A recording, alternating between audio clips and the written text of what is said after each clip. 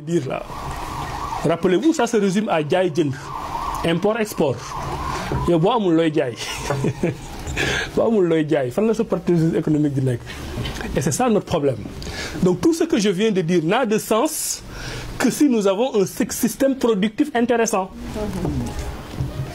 Mais tant que tu es dans une stratégie défensive de patriotisme économique, sa ceeb matul, sa diwlin matul, sa tomate matul, sa soble matul, sa jumbo sax matul, tu ne pourras pas aller à la conquête du monde. Tu vas passer tout ton temps à t'ajuster. Et c'est là où nous devons avoir une stratégie de production. Protéger nos industries naissantes, jox leen doole pour ñu mën a demal seen bopp. Un ou deux exemples. Le cas des ferrailleurs. La ferraille au Sénégal, ñun ñëpp on a grandi, oto bu yàqu ñu sànni.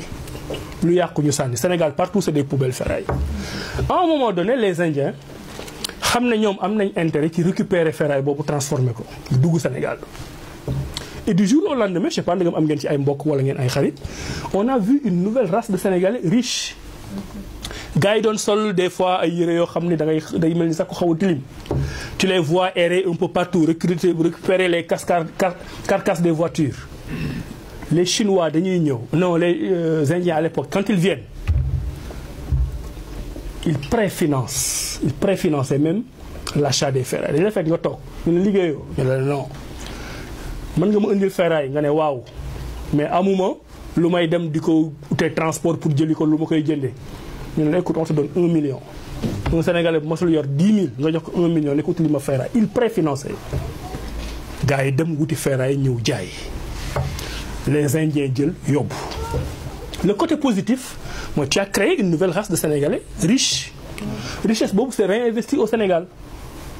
Le côté négatif c'est que la ferraille du Sénégal elle est exportée en Inde et Indien cette ferraille nga xam ne mbalit la boobu nga leen jox ils vont faire des voitures ils vont transformer ils vont faire autre chose ils vont te revendre des voitures. Mais ba tey tane na sauf que maintenant quand le gouvernement du président Macky Sall est venu là on est dans une relation bilatérale des Chinois et des Sénégalais et les Sénégalais tirent leur épingle du jeu. Les Chinois entrent en jeu. Les Chinois ils viennent ils disent nous on va pas faire comme les Indiens. On va mettre en place l'industrie au Sénégal même. Comme ça, on achète votre ferraille et on transforme. Effectivement, c'est mieux. Ça, c'est mieux que ce que les Chinois font, que ce que les Indiens font. Et effectivement, si vous allez entre Diamniadio et Sébikotane, vous allez trouver la Someta. Someta, Sénégal, moo leen defar ay facilités pour ñu implanter au foofu. Mais la conséquence, c'est que les petits Sénégalais, excusez-moi, je ne voulais pas dire les petits Sénégalais, mais les petits ferrailleurs sénégalais qui ont fait leur richesse en vendant à l'Inde, n'avaient plus le droit de vendre aux Indiens parce que le gouvernement bi moo leen ko tere.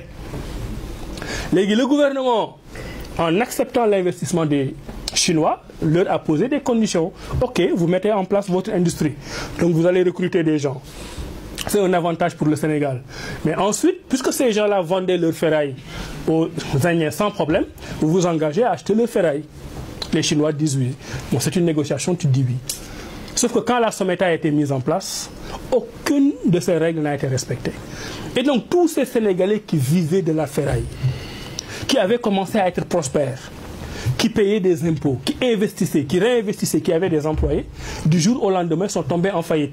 Parce que les Chinois, qui avaient le monopole de l'achat de la ferraille, leur proposaient un prix qui était 2 fois, 3 fois, 10 fois moins important que ce que les Indiens payaient. Et le gouvernement du Sénégal qui a établi cette loi n'était pas suffisamment rigoureux pour contrôler et remettre les Chinois sur les rails. La logique, finalement, les Indiens ont perdu. La Someta n'a jamais décollé et les ferrailleurs sénégalais sont tombés en faillite. Pourquoi?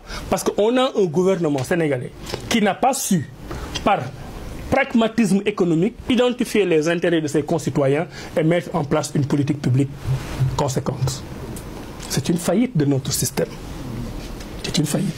Donc, production boobu tey il faut ñu liggéey ci te ni nga ciy liggéeyee je l'ai dit tout à l'heure mooy à chaque fois qu'il y a une petite entreprise tey jëlal n'importe quelle bouteille yu ndox Sénégal am na Baobab am na yeneen yu bari normalement ci ndox c'est mon point de vue waroo teg Baobab xaw ma au Baobab xaw ma yeneen ñu tudd teg Evian. Mais tey boo duggoon j'ai un ami qui me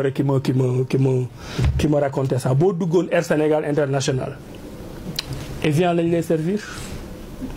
Assemblée nationale Sonko l'a dit tey y a EDK qui est un des champions dans la distribution d'essence au Sénégal xaw ma dëggam changé na mais même les bons d'essence Total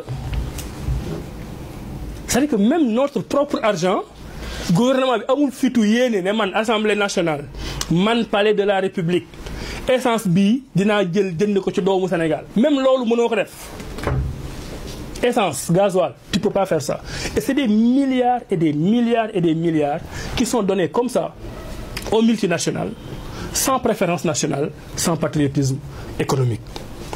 Beneen mesure rapidement les mesures de défense commerciale wax naa ci rapidement mooy chaque fois boo amee concurrence étrangère tëjal le meilleur exemple 2 exemples la yoo xam ne Sénégal am na ko te bon ñaar yëpp depuis Wade la woon heureusement malheureusement je sais pas parce que ñi fi nekk nii doxuñu loolu. Aviculture joxe naa ko aviculture dès que vous allez ouvrir les frontières tout le système avicole va tomber donc on a intérêt à protéger te organisation mondiale du commerce am na fa ay lois yu ñuy permettre ñu protéger wu. parce que ce sont des industries naissantes. Beneen exemple mooy oignon c'est là aussi le gouvernement sénégalais a fait des efforts oignon boo xoolee politique bi ñuy def mooy tant que oignon soble mu ngi am ci dëkk bi du ñu tijji frontière jëli oignon hollandais bu jeexee ñu leen di door a dugal donc au moins ñooñu ñu investir di produire au niveau local yaa ngi leen di protéger mais xam nga ñun Sénégal dañu xaw a dëng des fois. Sénégalais yooyu nga xam ne da nga leen di protéger moo tax tam des fois du ñu neex a défendre boo tëjee frontière bi ba ñu gis na ñoom rek ñoo fi ne lu doon jar 1000 francs 2000 francs lay jar moo tax ñun des fois tam suñu affaire dafa neexul lijjanti te patriotisme économique consommateur yooyu tam daf ci am loolu tam dañ ci war a jouer. Bon y a beaucoup d'autres règles yoo xam ne moom laay expliquer comme le modèle du Sénégal je préfère boo leen poser ay questions ñu ñëwaat ci parce que mu ngi bëgg a guddi je préfère vous redonner la parole. Donc j'ai essayé de faire le système canadien mélanger wolof mélanger français en espérant que tout le monde aura compris le message en restant à votre disposition. Je m'excuse si des fois ça a été un peu technique. Mais malheureusement, ce sont ces règles-là qui s'appliquent à nos pays. Il faut les comprendre pour pouvoir tirer son épingle du jeu. Li ci des nag mooy ñun ñooy xam lu ñu bëgg. Est-ce que nous voulons un pays qui continue à tendre la main, a nation of beggars? Est-ce que nous voulons un pays fier avec un chef d'État qui a la capacité de tëgg ci table bi wax non, je vous vends pas à ce prix, je vous vends à tel autre prix, je vous ouvre pas nos marchés? Parce que tout le travail qu'on est en train de faire, et ça l'a très bien dit tout à l'heure, nous travaillons pour nos enfants.